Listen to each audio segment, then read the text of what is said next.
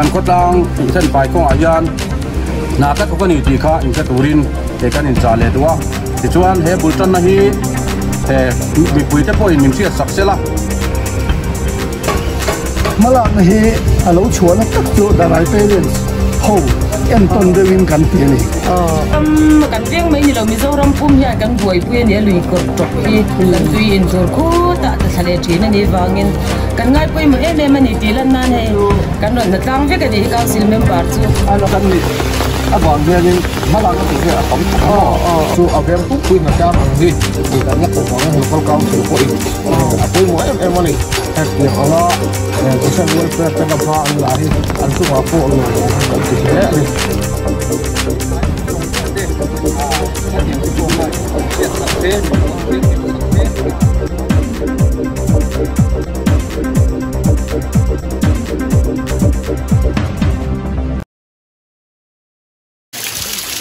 ôi trang nón veng thar có sen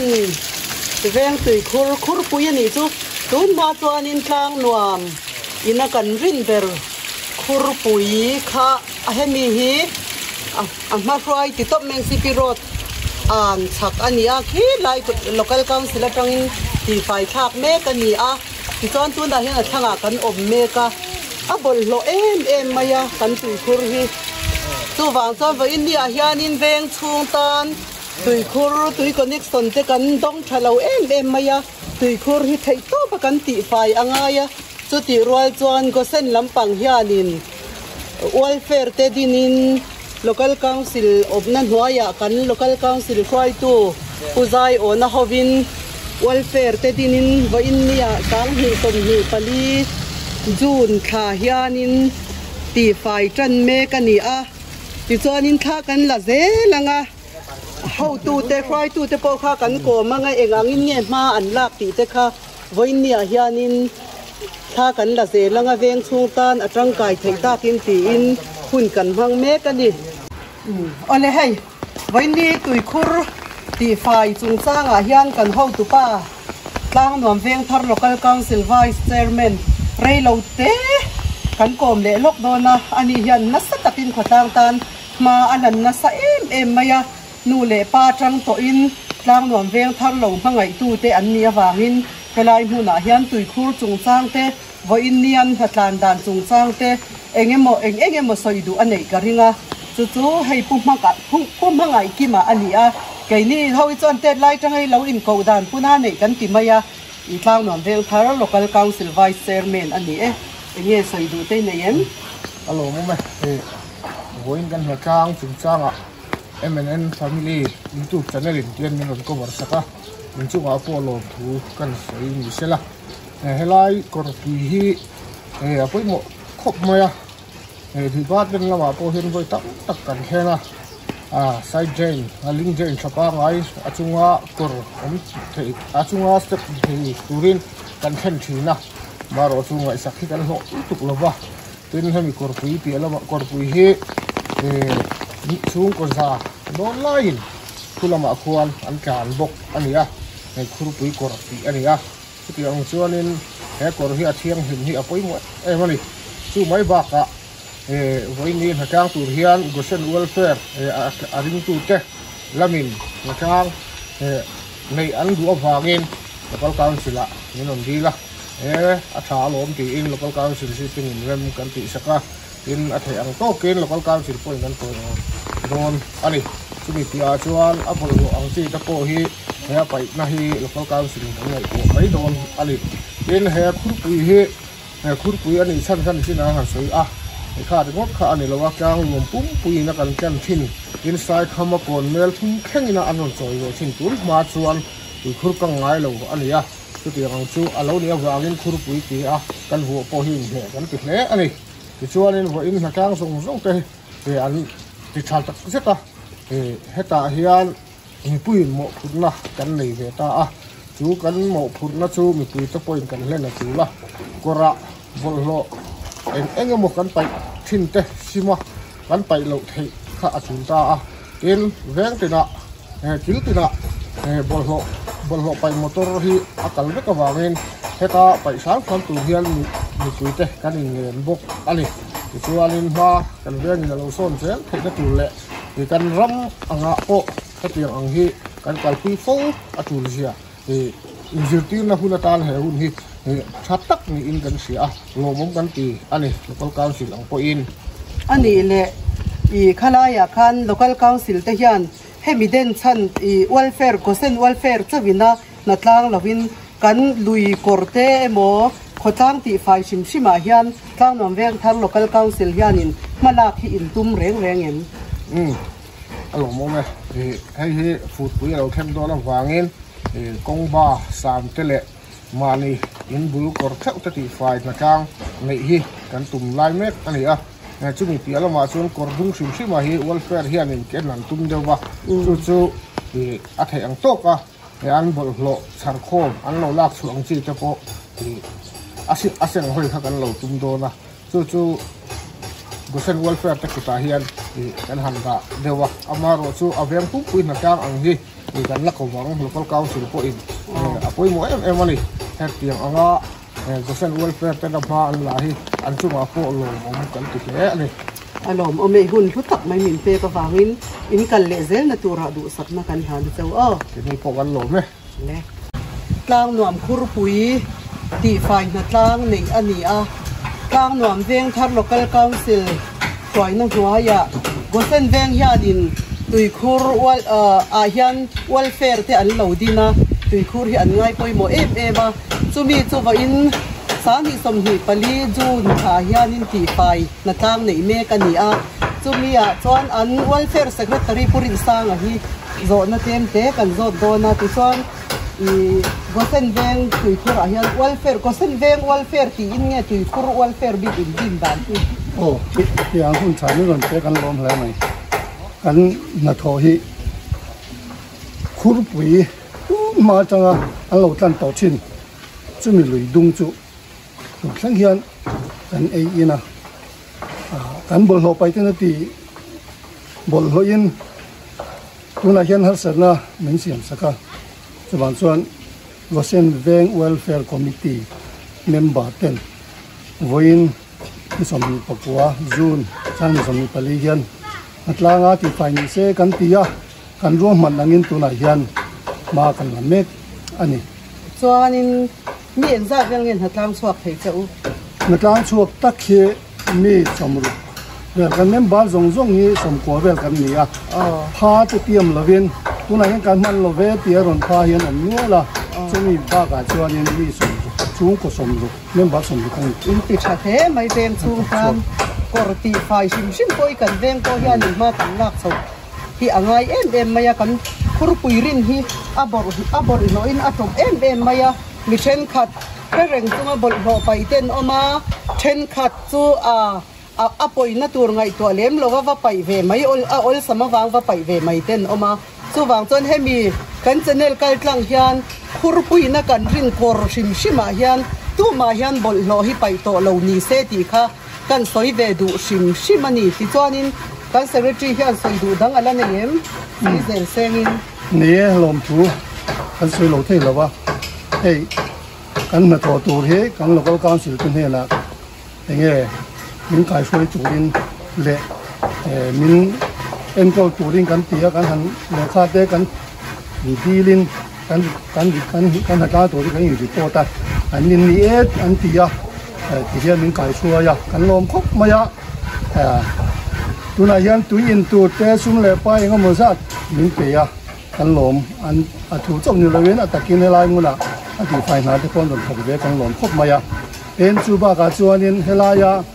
kan malak me ka hianin gosen veng welfare committee member zong te lo thok chuak te an chunga kan lom he maya kan lom thu kan han soya voi khat chau hi kan ti don lowa a chu chuan voi li voi nga po kan lang do na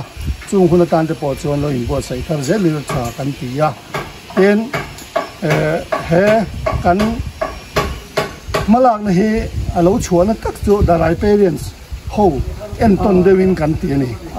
kan lui dung hi sang ni som paruk khan cheng kol te chak ai te kai kuang ten an la bomin chung chu kan lat la ni pui hian kan lamana kan la in tui khur tam tak in zon nan te kon la manga tro lui duom tak e zon na tur tan te kan manan ni ama se he kum ta ma liam hau lo ma ya e sang ni som ni pali chau ni tun he kum ria ta mo tha chau liama tu na chuan kan bol lo pa ya wang hian kan lui dung hi eng ma ran nu om thei to lo win kan siam ani chuan in he mi kan alo thật lệ thầy nan nung cha te na ru to ka ato len chen le thầy nan ti khan kan ril ru pakhat chu ni ya yen chu ba ka chuan in kan khur pui kan ber hi hemi kan bol ho pai hian ni adu ti kholo thina chu tuan ma changa khur pui ani chan ko hi hemi lang dan wang veng thar te na an tlan beran dia wanga khur pui te ani ya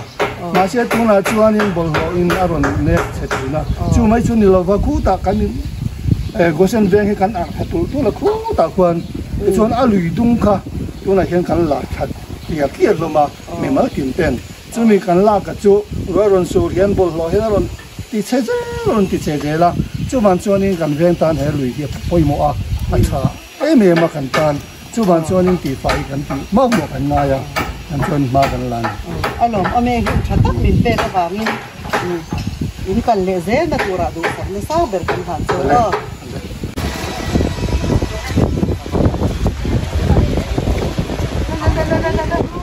không nó không mất gì hết, cái gì ao cái nào vậy, đâu cần sao ra, in thật tao thì nam mì, in vẫn phải em lúc không tỉnh không đâu mì, in hạt rồi em, cút sầm với là bây lâu thế nào cân lốc thế in hạt tang về thì nam mì Ivan thì cha em group ya hen suy ni ta Ivan thì cha em về in hạt rồi em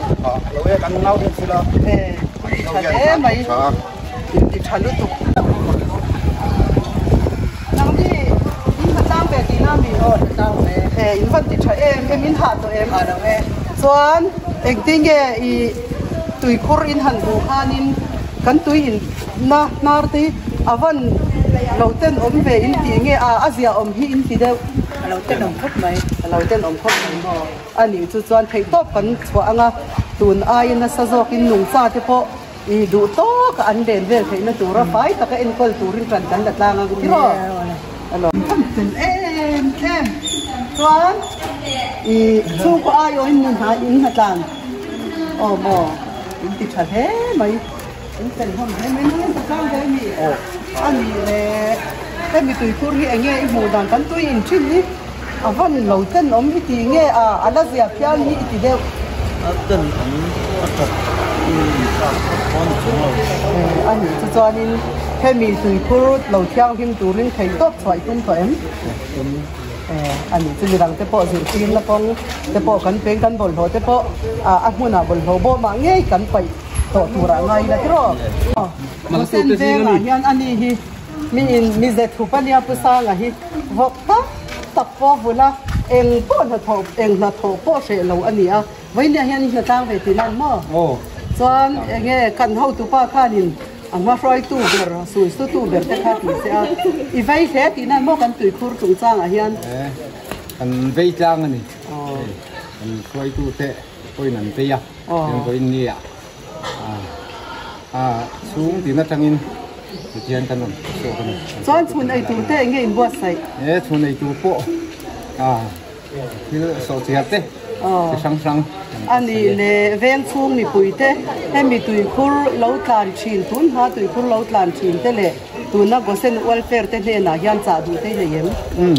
เฮ้ยตุยคูร์ที่คูร์ตาช่างเช่นตัวนี้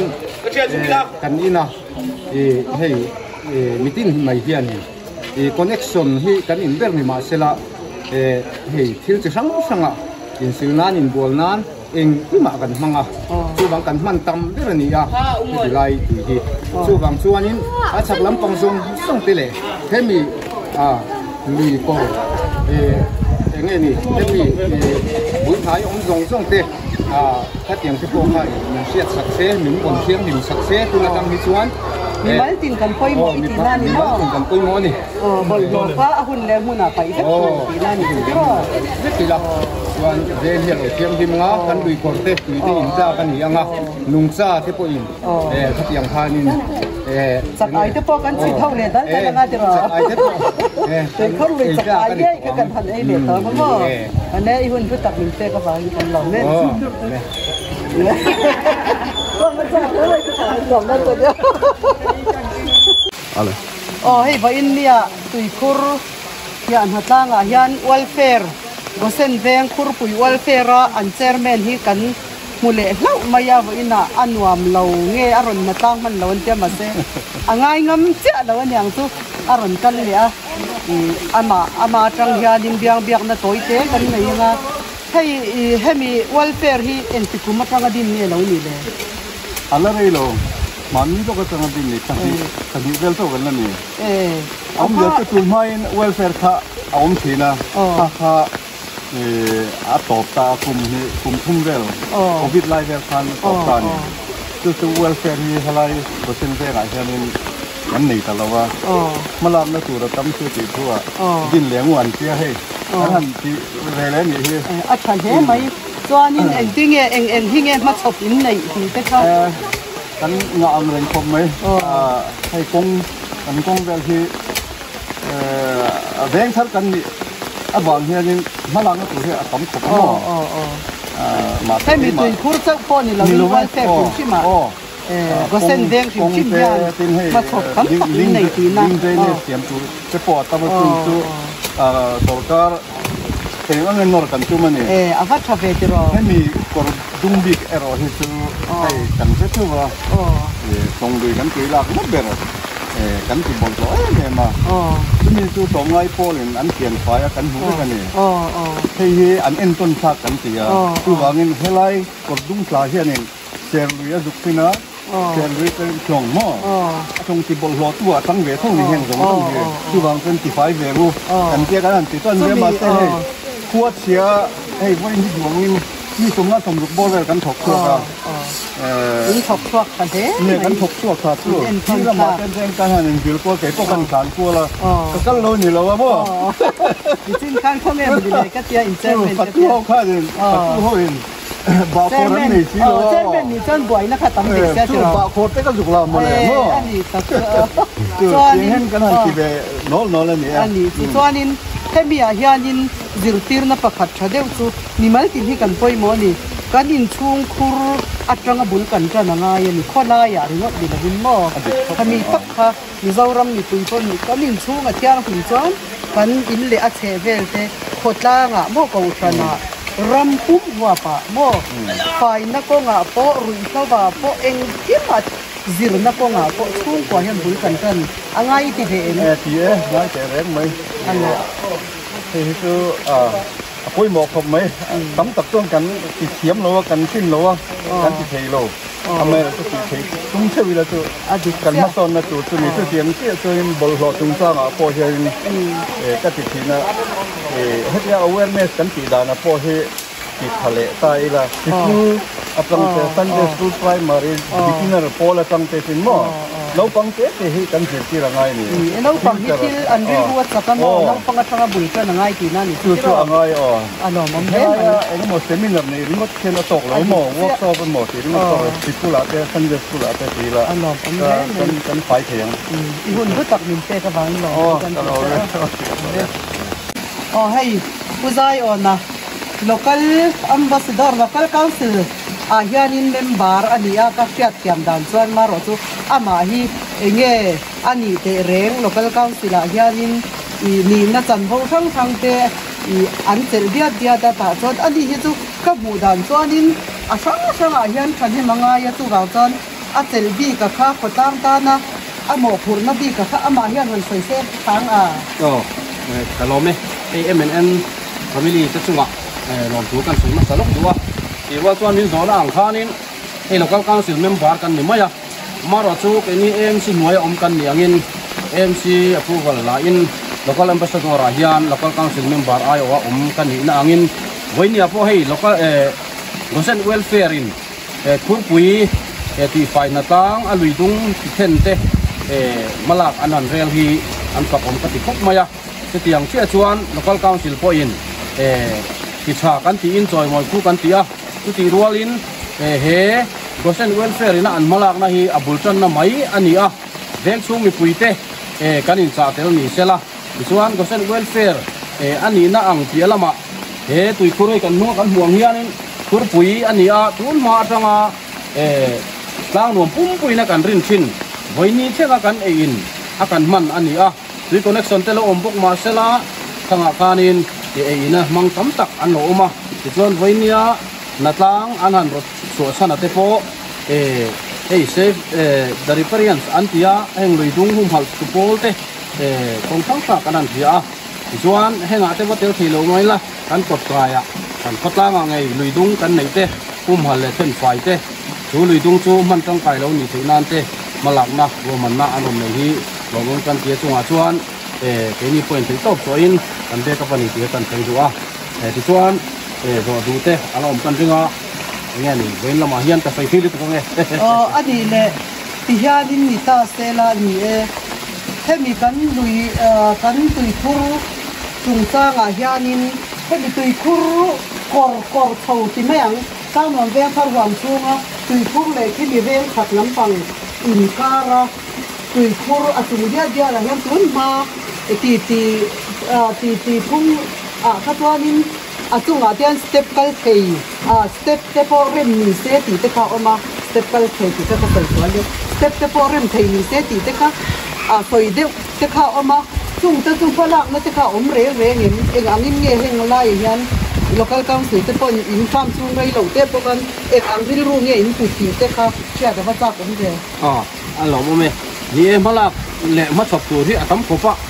kan muang hian helai ti thur luidung sau hi amang tu kan tama tu ti rual chuan hemi thakhi hemi si pirot kan ti mai kong pui kha ani a tu bi chak le chuan tu na hem proposal kal me ka kan ho tu telam point to pin tu pui zer tu kan nga ya alui hetia akor kum hal nani pa si hianin achunga step te kan da chuan van line kal pona ni bokanga tin mi pui te point henga hian awareness kan kal pui na hi a lo ting ngai te tu point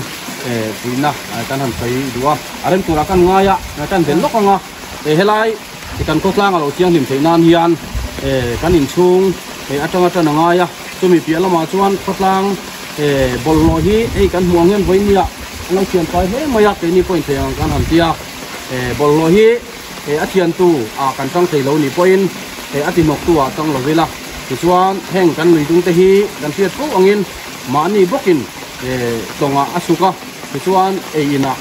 kan mang le chawani chung te ni wang chuanin kan malak na ang te hi mi puiten te tiamila tu chu ka bol lo pai hi khaya nge kal don ti ngai to chungin ro man na te ngai to na te sengil chuan kan khotla nga hian atu mai po hian tong kai na kan nei ni ti hi kan soi do ni alom ome hun thu tak min te ka wang lom thu kan sei ya ale to lo me in hatang hi enge a tha in tm khop mai mo in ha to em chon natlang ko le don ta sia kan boi sia natlang hi an tingun lu tuk in ti don nge in natlang le nge ko le jo kan natlang se la in ti thade mai kan lo me chon in te ta yan pu zo va adi hi ko sen venga hian in le lo nei in an oma so adi tu khur chung changa hian i ngai dan toi te sai tu te nei em thì cô luôn đi cái còn theo thì phát cho nên anh mình sinh dưỡng ở đây phải tu sửa sầu dễ là nga còn nếu sống tinh chịu ông bốc máu xin ạ thì cô này nó cho mình trồng cọc ngay anh ấy phân thì ông có bây giờ sinh cho nên để tôi thì cần thằng tăng cái ấy về thì còn theo nên tuổi ra nên về mình tuổi ta cần quay một em nên mà rồi chưa hay tôi là kan mala kuna kai ta kai tu de mala tu de na an ro man na ko hi ta mai ni ya ma ro chu a mi sing na ma kan lat lem de thing wang hianin mala na zam bok si chuan kan ti fai da tu ra man ro ni la man kan in dai la hok mai tu mana man ro te in dai tu rin khotlam nu le pa te emo khan in hon boy tu sei ti dang ti dan mo tiam lo thlai ta ka man ro an lo se tiam tu ra nga yang kan lo 这个嘛，人家，咱， local council treasurer party mi bi kan hi party hi mo YMA atang to a I chat a reng po lang masaber thin hey local council treasurer tur dik tak tang mon den tharin kan nei ya kan lom le mai va ina po hian hatla nga po alo langa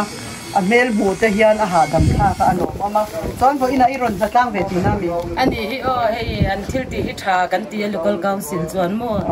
kan support ani ti len ti nan natlang ve kan tia hey kan loma Mizoram kan vieng mai ni lo Mizoram pum hian kan buai pui ni lui kor tok hi kan tui in tur khu ta thale thina ni wangin kan ngai pui mo em ani ti lan nan he kan ron natlang ve kan ni council member chu alo mom he mai chuanin thil pakhat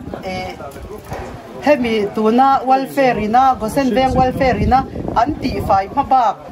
iwa in ni khada chon ti fai mai alo harsata local council hianin ti fai chun zom in tumem ti lai te kha council ang takanga ma hanna ki thil harania mai ro chunia khotang natlang te ko thei tu chu kan ni meya a tu la ni chuan ma kan la zelang chu ti kha kan ru deu chu ni council member in omlai nge in tlang nuam veng thar khotlang hi tui khure mo khotlang a kholai mo pai thei ang bera I ruam manna le kan omlaya kan khotlang lo nom sia hi o party te local council an omlai toka pai le nuam te tui khur thiam tim zia hi ti ami te na an lo soi theina turin tran lak te in lo tu me kan la zelang kan fai don lui dung lo po kholai po kan fai tel telang ma kan la zelang alo mong hun thatak bin te ka wangin kan lo me kan lo me he ti la ya hianin in chung na ma te po hianin natlang te ma song an oma an son line ya ro te sura in hatlang ve dinami chuan in siam nge a thok bol a thok bol mo chuan moi te pi moi te hatlang ve mi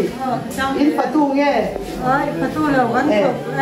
thok la kan na tu te kan ma tha in ti em hatlang an ko te in support mo hatlang an ko le puna po in tin mai pakhat sak de lovin tiro a man hatlang a chok tur te pani ni pe zelang chu tiro kan lo me ho te a hian ngai dan soi tur tam taka nei karinga anin pek zo na te mo natlang ron thok chuak te mo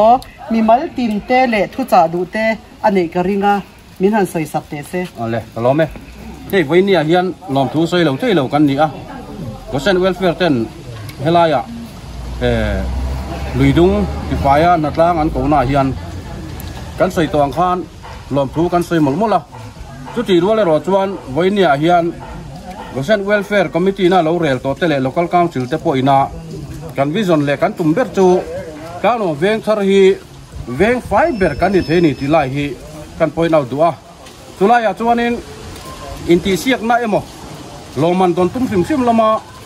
malak na pi lama hian theni vengi kan van nei ka ti khop thina mi puya po hian ka soinol thina korki khoya ma kan veng hian a rut ve lawa dai dan na thatak ramria le lama kan neya chuti chungai ro chuan veng chungi pui te kan poimo zia hi kan soi kai kam duwa veng sakani mo thanga ni mo kan bol lo paidana te kan film khur chuan veng fiber hi lo man dong mi lo poi kan ni char the ni ti hi boin ni hian mi pui te kan in thil na pa in kan soi duwa ti chuan khoi lo kan kal chang te le kan veng chungai ya po na tang ko kher ngai lova mani in kot kai te ti fai na chang kan riat te kan bol lo paidana te kan film khur chuan tin akil khor ber thlengin bol lo pai motor kan tir chuak veka kan khotlang sen pai ko a hian na ka thokani ti kha in cha turin kan in cha le duwa ti chuan he bultan na hi mi puite po in min sia saksela tuna kan ti kong sang a hian local council po in chun zom na kan ron thok zelanga chunga chuan mi puite support na tel lo chuan hei voinia po kan muangin a committee aubi te le a committee te chu taman ni lo ti kan ria ni ma sela mi puin an support mi awangin voinia hen mi tam takan natlang ani tu tiang chi a chuan ruam na local council in kan nei huna po mi puite kan ron ngen huna cheu po kan tang kai puina zon chewa he chi la hi ruam na kan nei hi kan ta na ni ti se turin lai te kha kan sai bel le du ni lo me kan ti don ding te thut te chu chalo ei gosen welfare hian ani po hi mà lâu là tu berania tu pham kim ania có sen welfare kan hậu tu pa berani hi chuan va in nát lang tur hian in committee ten nei nge yang atiro ô nè va yang zan in committee hey bul kan tran ani thâu đón chu nè ani chu chuan tui khur hi in rin ber nge connection te in la nge ing nge a ber tu ni lova ni ma se he a se khen na connection ta ring ro la kan nei tu ni chuan in tun tu ma hian in thatang hi in chuak tha to in nge ai a voi khat dan ya a le lama ni a se kum lo te in ba ka ei contact number te la da ni do le lo te kan ubo wang hian kan la ko kim che lo wa ni ma se voi khan na po hian ni kan du chu chu sam chou ko ma a lom mom de mai chuan in malak na hi kan thop chawa kan lom pui chawa tin hun lo kan le zela po nang ni ko sen veng welfare ina tui khur thataka in en kolani chuan he ta veng chak lam pang tui khur zu ring lu tuk lo pon tui a chat lak tlong tui sarkar ina phc na min pek te kan kham lo changa kan rin pui tur chau ni wan kai ni pon thai top kan chuanga a chak lam alu lam atang in hang lam atanga bul ron tran te po kai ni pon kan lo tu manga eng top kan chwa tang tura ngai la tiro chuan enge thu cha du te na yem ni pui te ne na hey mi zo la mi ta la ma ni ya lo tha la ruột ni le da ko pui ti ngoi lam pang pan ja la ni wa hian mi kan lo har chat da wang hian chuan tui kan lo ke kan wa du wang cho kan thang theng kan thang riang do na ni ti ta ka wang in ta kang hian la bu tang hian ti ti fai chai la ven sang lam pang ka pa lo tam rất te na tu rin ro ma na kan sem chho a lo mom le mai hun thatak min pe wa cái này còn hei vai na pu hawa tang no ma hi chuan in palar ka ti maya pa u palam to ni ma sela ala in fit em maya pathian khoi na zara a fise na te la tha a pu haw kumeng zawi ni to kha riat khat kan hang me kum som riat pakhat chuan gosen welfare hatlang an ko vai ron hatlang ve top ti nan mo ni hatlang ve van tlang val ta te o ye pathian ang som la za mo chuan gosen welfare a hian senior advisor lai lo ni mo i advice na hnuaia gosen ve lo me ti na ni chu an tha muang don le mai a tiro iti ti ko tlang a da te kha ka cha ka mo i ngai pum thei lu tu ka kan tron na tlang hi adang dek ti me in that toy lo leng khat box ya la ron leng la thang tiro lo la leng a chuan va in nia hian in engen ta tlang te tha in tha itm tha ka ri nai kan thot dai mai alo mom de mai ko mai ha dam ta ke tiang he ven chu han chan wo te yen mo ven chu te lo ha dam khak ve lo sang kam ve ha de jel pha na te po ne na tlang a te lo chuak thaya lo mom de mai kan lom lu to ke kin ze la po lo fi se ren ro hai kan ho tu ten thane man ngai ya nia an tel ve mai ni thalai te le te sok za ra mo nên đó là điều rất căn thục về tiêu lối thục nem berang karing nam chu patai ma inia zo kwa tak inia kan lom lu to kai hun tak min pe ka wa ni dam ren ro ni ni ko patien thai ra dam ren lu le kan lom lu to ke hin thut mai li chuan voi nei ron hatlang ve a bong cha phur ngai lo mi going to bong cha phur lo talang i fel le mai nimin khanin ka local to ba kanin humol mol mai atiro chan in hatlang ve a she omi tiem she om lo nuam lit to ma i ha lo mo ha lo tui khur tui khi in rin ber khani sia tiro tatlan ve nge ngai sia iti sha he mai kan lom lu to le ka lo me mai lo ne so ke rei thei so ke me la chena ti dan